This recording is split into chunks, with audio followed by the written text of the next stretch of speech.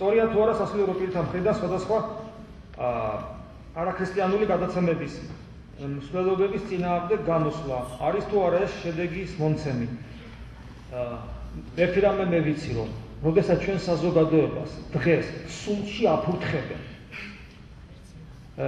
ვიღაცა ნატუკები და შორენები და მათ უკან მდგარი უღირსი ადამიანები და ჩვენი საზოგადოება ამაზე დუმს ეს დახსნილ ადამიანებს აგვენაღვლება და ჩვენი შვილები რომ ირყვნებიან და ამაზე ჩვენ ვდუმვართ, ჩვენ უღირსი საზოგადოება ვართ.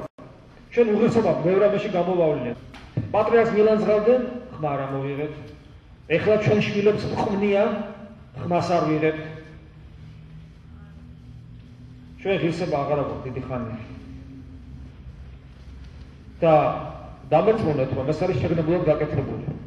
მათ იციან, რომ ჩვენი საზოგადოება რომ გადაიქცევა უზნეო ბიოლოგიურ არსებების ფარად, რასაც უნდა იმას გაუკეთებია. და არ გეგმოთ, რომ სამდან ამერიკაში ან ევროპაში მსგავსი გადაცემები არსებობს, არსად არ არსებობს. ეს მხოლოდ აქ ხდება.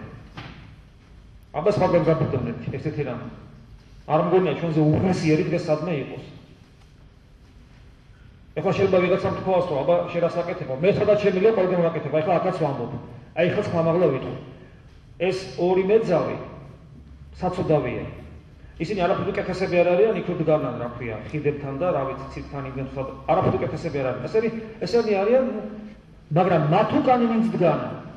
ერთში მაგ სულ მიყიდული ხალხია და მორომ ძალაუფლება მქონეს. მათ საფრთხოდ შევაჩვენები ანათემას გადავცემდნენ. ის ტელევიზიის მეცხრეობი, მუშაკნი, ვინც ამას აკეთებენ, ვისი ხელდასმით ეს ხდება. ყველას მიყიდული აქვს სულიერში მათ. ყველანი პასუხს აგებენ ღვთის წინაშე. დღეს იქნება, ხვალ იქნება თუ ზოგი იქნება. ისინი და მათი ოჯახების თუ ისინი ამით ფულს ჭამენ. ყველაზე ნაკლებად ეს მოძავები დაიშებიან. ყველაზე მეტად ისინი, ვინც ამის ორგანიზებას აკეთებენ და ვინც ამას ხელს უწყობენ.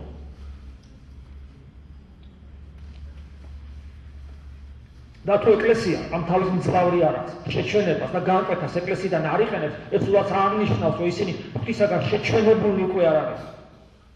უფლის სიტყვებია, ერთი პატარა ბავშვის რომ აცდუნო, ამას გერჩივნაო, წისქვილის სხვა მოიბა და ზღვაში ჩავარდება. ესეთ ადამიანთან საერთოდ ლაპარაკიც კი არ შეიძლება. ეს არის მოსაკვეთი საზოგადოებები. ესეთი ადამიანი, ისეთი ადამიანი, რომელიც პატრიარქს ლანძღავს, ისეთი ადამიანი, რომელიც თამარ მეფეს შეურაცხყოფს, ესეთი შვილის გამზრდელი, რომელიც თამარს შეურაცხყოფს. ისეთი ადამიანი, რომელიც სტუდენტები ერთმანეთს აფურთხებენ, იმ წერაში გახსოვთ თქვენ ეს. ისეთი ადამიანები თქვა, სიტყვაზე დაუშვათ, რომ მამა ამ თემებს მოეხები, იმიტომ რომ წლის გაგვითქმეს აუდიტორია. აქ კი არა, ყველგან ვიყვირებ, სადაც საშუალება მეძლევა. იმიტომ რომ მე შეიძლება საღამოს ცოცხალი აღარ ვიყო და ეს სიტყვები მაინც უნდა დარჩეს.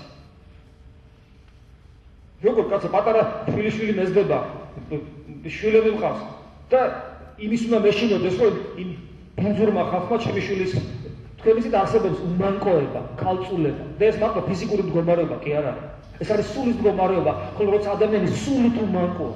აი ამასთან ვიხსენებდით, საუბრობდით ის ბავშვები, რომელიც შენ თვალწინ გაიზარდნენ ეკლესიაში. უმანკოებას ნარჩუნებენ გათხოვების მერე. შვილი უნდა ეყოლოს, კაცო, ჩემი მრევლის წევრია, სულიერი შვილია. და ისეთი აღსარებები როგორც ბავშვობაში ქონდა. სულელი კი არა. შინაგანი უმანკოება შენარჩუნებულია. იმიტომ რომ სულის ქალწულება კიდე სხვა ფენომენია. მე მინახავს ადამიანები აღსარებაზე რომ ჩვენთან პირველად მოსულან 80 გადაცილებული. არა მარტო ქალები, კაცებიც. რომელსაც ომი გამოვლილი ქონდათ, შვილიშვილები ყავთ, ღირსეული ცხოვრებით იცხოვრეს და მე მოვიდა სარწმუნოებაში და აღსარებას მეუნება, გაოგნებული დარჩენილი.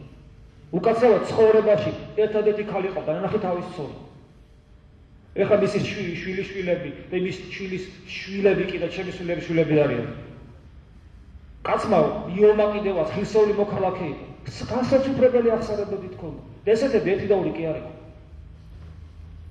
ესენი ღირსეული ხალხი, რომელსაც გარკვეულება აქაც კი არ ქონდა თავში ჩადებული.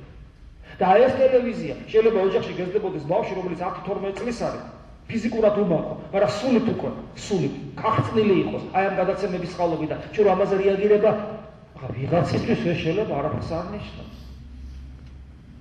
ეგ მათი პრობლემაა, მაგრამ ჩემთვის, როგორც ადამიანისათვის, რომელმაც ვიცი, რომ მე ღვთის ხატი ვარ და პასუხს ვაგებ ჩემი პიროვნების რეალიზებიდან გამომდინარე, მივისწრაფოდი თუ არა ღვთის მსგავსებისაკენ და როგორ ავზრდი ჩემს შვილებს და რომ ვიცი, რომ ჩემი შიგნით ღმერთია, რომელიც მე პასუხს მოთხოვს, როცა გარდავიცვლები, ჩემთვის ძალიან დიდი მნიშვნელობა აქვს. აი ჩემი არ არის ეს სიტყვა.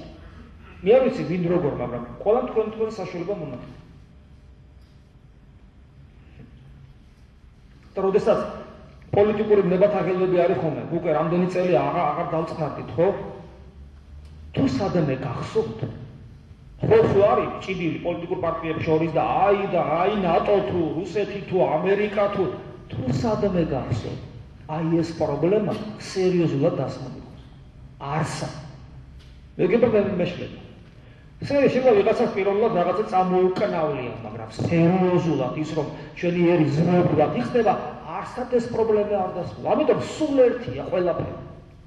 ჩემი შვილი რომ გაიხონებ, რა მნიშვნელობა ზემოთ ხელისუფლებაში ვინზის? მაინტერესებს რა მნიშვნელობა? მეძავისათვის საქართველოს არსებობს? ნარკომანისათვის სამშობლოს ცნება არის? ვიღაცას ეს ძალიან უნდა და აკეთებს. ხოლო ჩვენ ეს და პირველი დამნაშავე, მე გეტყვით მე რა აქვს საქმეში. პირველი დამნაშავე ჩვენა ვართ სამღვდელოები. ამაზე ჩვენ მდგომარეობაში ვართ. როდესაც აი ეს უმცირესობის პარადის გაკეთება უნდათ, მაშინ ძალიან მტკიცედ აღდგა სამღვდელოება. ჩვენ როდის მოგდარიყო, მე და უამრავი სხვა ჩვენი სულიერიშვილები ვაპირებდით გასვლას დავდგებოდით, ჩვენი ხორცის ფასად არ გავატარებდით. და უკან დაიხიეს. ეხლა სხვა საშუალება მონახეს, ტელევიზიებში შეზღვრენ და ოჯახებში შემოგვიყვარდნენ. ცოტა ხანში ჰომოსექსუალიზმის გადაგებას დაიწყება ტელევიზიიდან. ცოტა ხანში ეს მოხდება, დაინახსოვრეთ. ესე ჩვენ სხვა საშუალება და უკვე როგორ არის, იცით, ნახე, აი რა ძნელია უკვე. ტელევიზიის სახურებით ახერხებენ პარადი არა. ეხლა ეს ჩვენი ბრალი ეს სამღვდელოების. ჩვენი არაშინიათ, მაგრამ ჩვენი სიტყვის არაშინიათ და როგორ შეიძლება ღვთის სიტყვის უზნეობას არაშინოდეს. ისე ეშინოდა ჰეროდეს იოანეს სიტყვის რომ დაიჭირა და დაამწყდია. ისე ეშინოდა. და მე თავის მოკვეთა, მაგრამ რა მოიგო? ისინი მე ქრისტესთან მივიდა. ფიზიკური განადგურებით სიმართლეს ვერ დაამარცხეთ. ჩვენი მათ უნდა ეშინოდეთ და არ ეშინიათ. აი ჩვენი დანაშაულება.